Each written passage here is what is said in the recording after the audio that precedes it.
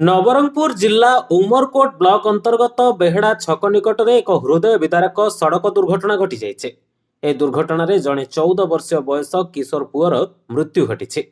ପ୍ରାପ୍ତ ସୂଚନା ଅନୁସାରେ ଲିମାଗୁଡ଼ା ରାସ୍ତା ଦେଇ ଗୋଟାଏ ଟ୍ରାକ୍ଟର ଆସୁଥିବା ସମୟରେ ରାଇଘର ଆଡୁ କବାଡ଼ି ସାମଗ୍ରୀ ଆଣି ଉମରକୋଟ ଅଭିମୁଖେ ଯାଉଥିବା ଗୋଟାଏ ବାଇକ୍ ପଛ ଦିଆରୁ ଟ୍ରାକ୍ଟର ସହିତ ଧକ୍କା ଖାଇଥିଲା।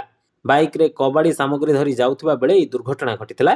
ଦୁର୍ଘଟଣାରେ ବାଇକ୍ରେ ଥିବା 14 ବର୍ଷୀୟ କିଶୋର ତଳେ ପଡ଼ି ଗୁରୁତର ଆହତ ହୋଇଥିଲେ ଏବଂ ତାଙ୍କର ଘଟଣାସ୍ଥଳରେ ଜୀବନ ଚାଲିଯାଇଥିଲା।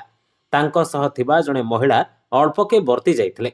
ଦୁର୍ଘଟଣା ପରେ ବେହେଡ଼ା ଗ୍ରାମବାସୀ ଘଟଣାସ୍ଥଳରେ ପହଞ୍ଚି ତୁରନ୍ତ ଆମ୍ବୁଲାନ୍ସକୁ ଡାକିଥିଲେ, କିନ୍ତୁ ଦୀର୍ଘ ସମୟ ପର୍ଯ୍ୟନ୍ତ ଆମ୍ବୁଲାନ୍ସ ନ ପହଞ୍ଚିବାରୁ ଗ୍ରାମବାସୀମାନେ ଗୋଟାଏ ଅଟୋ ଯୋଗେ ଆହତଙ୍କୁ ଉମରକୋଟ ମେଡିକାଲକୁ ନେଇଯାଇଥିଲେ, ହେଲେ ସେଠାରେ ଡାକ୍ତର ତାଙ୍କୁ ମୃତ ଘୋଷଣା କରିଥିଲେ। ଏହି ଘଟଣାକୁ ନେଇ ସ୍ଥାନୀୟ ଅଞ୍ଚଳରେ ଶୋକର ଛାୟା ଖେଳିଯାଇଛି। ଦୁର୍ଘଟଣାର କାରଣ ଓ ଦାୟୀଙ୍କୁ ଚିହ୍ନଟ କରିବା ପାଇଁ ପୋଲିସ ତଦନ୍ତ ଆରମ୍ଭ କରିଥିବା ସୂଚନା ମିଳିଛି। ନବରଙ୍ଗପୁର ଜିଲ୍ଲା ଉମରକୋଟରୁ ତ୍ରିପତି ନନ୍ଦଙ୍କ ରିପୋର୍ଟ, ଲିଭଲାଇ ପଡ଼ିଆ।